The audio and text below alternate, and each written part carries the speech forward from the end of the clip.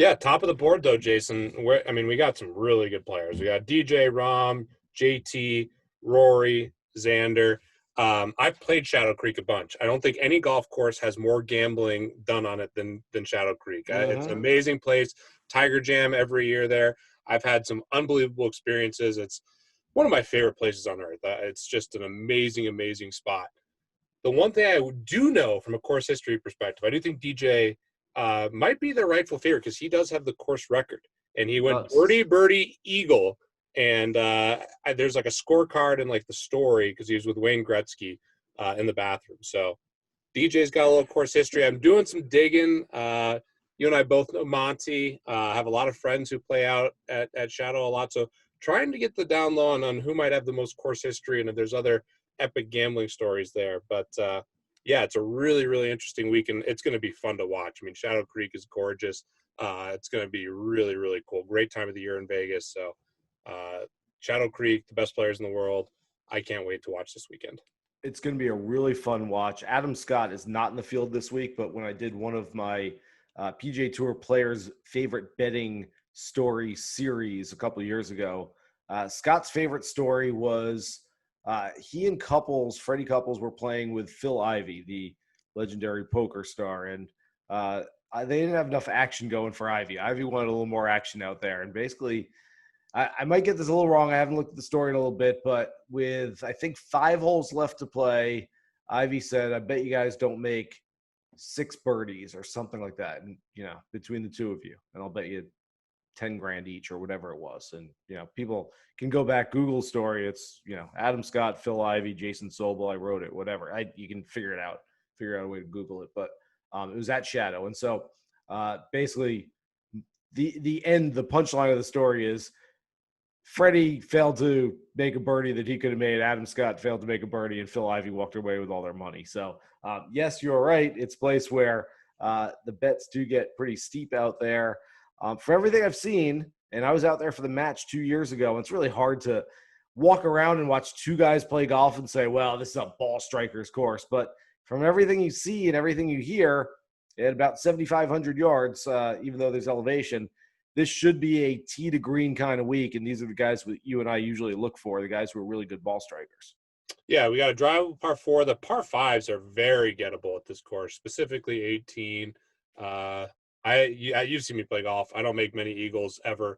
One of my first in a betting game was actually at Shadow Creek. So Blind Squirrel finds a not very lucky moment. But if I'm making, and obviously I'm playing different tees, but the par 5s are extremely gettable, especially with distance. So, yeah, I think tee to green guys, definitely some of these bombers. And the fairways are pretty open. I mean, if you do get offline, trees will become a problem. But, yeah, I think it should favor the ball strikers. The greens are quick, but, yeah, I think this is a ball striker's course. You have to move the ball a little bit in certain spots, but for the most part, it's in front of you. And if you have the distance, you should be able to eat this course alive, I think. I think we'll see some low scores. Yeah, I think so too. I spoke with one player today who's in the field, hadn't been to the course yet, and texted me and said, yeah, it's they just overseeded. The course was closed until Monday.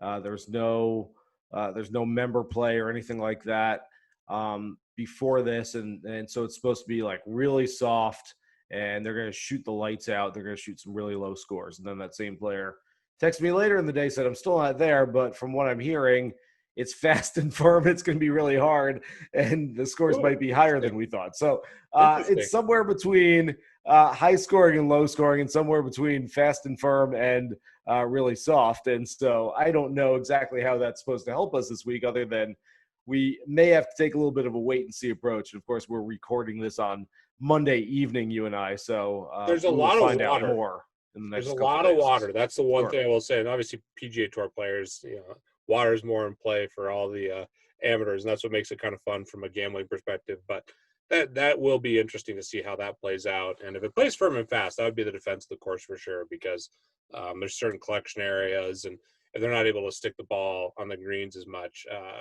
could get tricky. But okay, yeah. So let's start at the top of that list. You mentioned Matthew Wolff, who's 6th on the board. He's right behind Dustin Johnson, John Rahm, Justin Thomas, Rory McIlroy, Xander Schauffele. So sort of the usual suspects. No Bryson this week, no Webb Simpson, no Patrick Reed. But other than that, we've got pretty much the top players in the game playing there this week. And so where do you start looking? Dustin with the course record? I mean, it sounds like you're kind of leaning towards Dustin a little bit. I will, and this is based on not a whole lot, but Xander Schauffele, we all know, I mean, it tends to be a cliche these days, but plays his best golf in limited field events with no cut and big boy fields, against some of the best players. He's won at Kapalua. He's won the Tour Championship. He's won a WGC event. So you start looking at Schauffele, and just based on that, and based on the fact that he loves Vegas, his girlfriend's parents live there. I don't know if they're staying with them or not this week, but he's talked about very seriously moving out to Vegas at some point. So it's a place where he's got a comfort level in the type of event that he's got a comfort level. And for those reasons, which might not be saying much, I do like Xander from that top tier. Yeah, you're not going to get any arguments from me on Xander. I think he's underrated still. Phil tweeting out that he thinks he's the best player in the world, does everything exceptionally well. Like DJ, just with the little nugget, but I'm a Rahm guy. I think he's the best player in the world, and at some point Rory's really going to turn it on. So this entire top of the board is intriguing, and JT is the best iron player in the world. So can't go wrong with any of those top guys. Tough to find value, in that top group, but from a DFS perspective, I'll have to wait and see who I think is going to be chalk, and I think you go with whoever's not chalk out of that group because you can make compelling arguments for all of them. So yeah, I mean, hard to poke holes in any of those guys, and I do think Wolf, even though I don't mind, I think he's maybe properly priced. I would definitely buy all the guys ahead of Wolf for sure, rather than buying Wolf. Speaking of all these top players, and just a little, sort of tangential, indirect little thing, but we are 1 month away from the first ever November Masters. And if you want to get a little bit of a peek into the window of who might contend at the Masters and who we're liking and who we might be fading a little bit, this week and next week's Zozo Championship at Sherwood Country Club in LA, those are going to be the two events where I look at them and say, all right, give me some clues.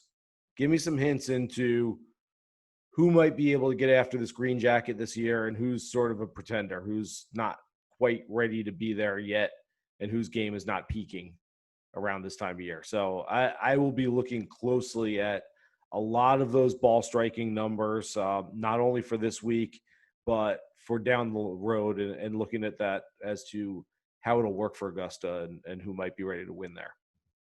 I'm with you. I think that there's a lot of signal on who plays well here. For a lot of guys, there's not many events that you want to play after this one. So I think LA has a pretty good field, but after that, we'll probably see these guys in the Masters. Bermuda and then Houston. So I mean, there might be some guys playing Houston as far as the upper tier players, but for the most part, I think we're gonna get our biggest glimpse into how the top players are playing over the next 14 days or so. Right. So next on the board, I think Koepka's an easy fade in this mid-tier, and we'll have to wait to see what happens. But so many compelling guys. Fleetwood's been hitting the ball amazing in Europe, struggling a little bit with the putter. Berger's been on fire. Matsuyama just really let me down. Fitzpatrick played really well over in Europe. Sergio's coming off a win. You got Paul Casey, Rose, Neiman, your guy, Brian Harmon coming off a really good performance. Who do you like in the mid-tier, Jason? Okay, so I'll give you four names, or a couple of which you just mentioned there. But Daniel Berger.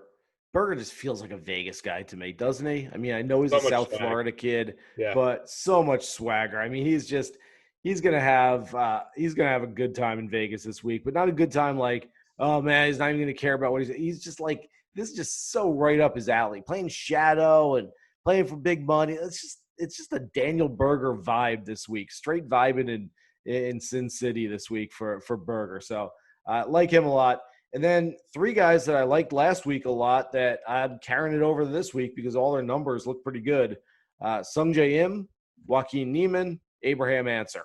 All three of those guys really like three of my favorite guys that I look at on a regular basis for top tens and DFS plays and things like that. So I think they're all very, very worthy candidates and guys who maybe a little bit more motivation than some of the top players. Maybe coming out and saying, "Hey, I'm a good young player. Want to go out there and win this thing would be sort of the biggest thing on my resume." And so that's not to say that a guy like Rahm or JT or Rory wouldn't want to win this one. Of course they do, but I think it's a little bit bigger for one of those guys who, they can look at it and say, hey, this is kind of the feather in my cap at this point in my career. This shows that I can beat a field of the best players in the world. Yeah, I like all the names you just mentioned. And I think there's some interesting guys a little bit farther down. One guy who stands out just from odds to DFS price is Billy Horschel, who's 7,200, but he's 70 to 1 and kind of in this mid to upper tier. And he's not priced like that. So that's something to pay attention to. I really like Kokrak if you're going a little bit farther down. Total Bomber, who's got massive upside, playing pretty well too. I like this course a lot for him. And Brian Harmon, he really impressed me last week. We were both on him. That was one of the other bright spots last week. So I like Brian Harmon a lot. And then I actually have more guys kind of towards the bottom relatively than I normally do. Anyone else in this mid-tier before we get to the kind of the bottom tier here? Yeah, that's about it for the mid-tier for me. I agree on Kokrak. I think Kokrak could have a really nice week this week, especially it depends on what you're looking at, of course. If you're looking at betting, okay, well, I love top 20 bets. I will put it out there that in a, 74, 76-man field, when you're looking at top 20 bets, you're saying, okay, well, the guy only has to beat 70%, 73% of the field, whatever it might be. That's a lot better for picking a guy to get top 20 than it normally is. And so if you can find guys at plus 250, plus 300, plus 350, right around there, and there are some pretty good options in there where you say, okay, he only has to beat 55 guys or so.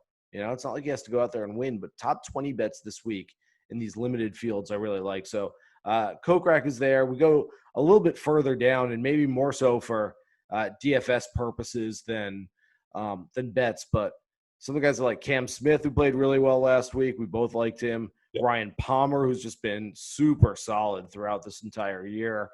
Dylan Fratelli, if it plays tough, and we'll find this out over the next 48 hours or so before they tee off from the time we're recording. But if it plays tough, Dylan Fratelli, who plays better on tougher golf courses.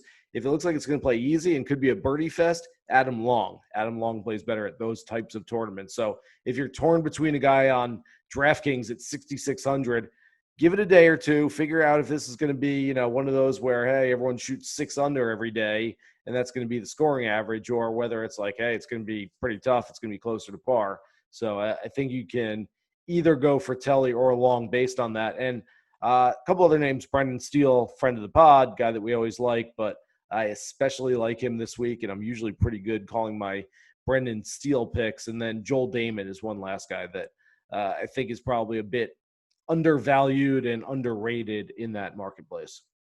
Yep. Like that call specifically on Brendan Steele the most. Corey Connor is kind of at the top of this range. I'm always going to be interested in a ball striker. And then maybe my two favorites of the long shots are Keegan Bradley and Kevin Streelman. So Streelman missed the cut last week, but was right there. I think missed the cut on the number, made birdie on 18 to get to 6 under, which looked like it was for sure going to get in. And pour one out. Imagine shooting 6 under in 2 days and not making the cut. I know it's all relative. Everyone made a lot of arguments on Twitter, but Streelman right there, kind of the thing I like. You see a missed cut, but he shot 6 under. He missed it by 1. I think he's, West Coast guy, plays a lot of golf in Arizona. This should set up well for him. And then Keegan, I actually haven't confirmed this, but it has to be true. And maybe you can do a little digging. I mean, Keegan's got, obviously the Jordan relationship, close with Michael. And Jordan has a custom golf cart and used to spend a ton of time at Shadow. There's a cool North Carolina blue golf cart that Jordan's son uses a lot. But Jordan, I think, I imagine he's played hundreds and hundreds of rounds here. Obviously likes to spend time in Vegas, and this was his go-to spot. I've heard many stories about him playing 45 holes in a day at Shadow. Keegan's got to have joined him for some of those rounds, right? I might know some things. Okay, well, I think this is a good course for Keegan. I might. I think this is a good course for Keegan. I imagine he has a lot of experience on this course. I really like Keegan Bradley this week. Yeah, I do too. And we've done this before. Before we get to our ultimate DFS lineup, you and I'll go through the through DraftKings and make a 6-player lineup here in a second. But before we do that, we've talked about this with limited field events before with no cut. How do you approach no cut events from a DFS perspective? When you're looking at guys who are all going to play 4 rounds, do we want to put more of an emphasis on those who have higher birdie averages? Do we want to put more of an emphasis on those with I don't know how we have analytics to quantify this, but a little more in the give a heck meter, guys who tend to not mail it in the last couple of rounds, because we see that, and especially in Vegas, we're going to see guys who are in 43rd place going into the final 2 rounds and go, you know what, I'm going to have fun this weekend and I'll play some golf and I'll get a paycheck, but I ain't too worried about it. Whereas other guys are going to say, I'm 43rd going into this weekend, but I'm going to bear down because I know that if I move from 43rd to 19th at the end of the week, that can mean something for me down the road. I can get some meaningful points. I can get some move up in the world ranking a little bit. That could be a big deal for me. So you want to look at players and, again, no real analytics to show you this, but you want to look at players that you think might step on the gas pedal a little bit on the weekend, even if they're out of contention. So how do you approach this from a DFS standpoint?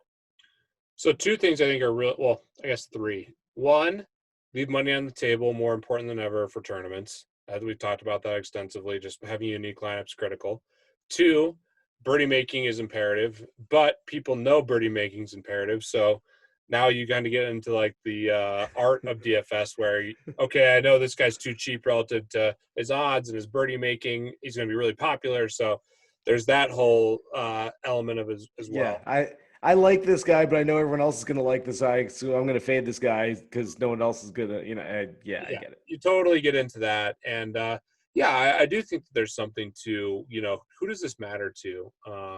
Because it does show up more in these type of events, and certain guys are willing to grind. And, the devastating thing, I don't think people are going to withdraw, but if you have any sense that someone's just, not, their heart's not there, they don't want to be there, that's always a really good reason to fade that player.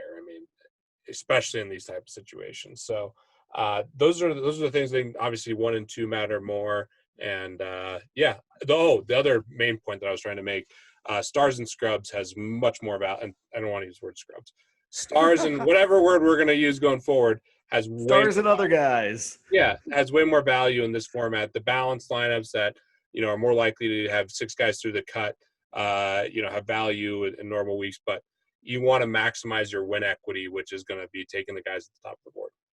I've made a few lineups already, Peter, and I can tell you that based on some of the names and some of the names we just mentioned, from Keegan Bradley to Brendan Steele to Joel Damon to Ryan Palmer, these guys are priced pretty low for guys of their caliber.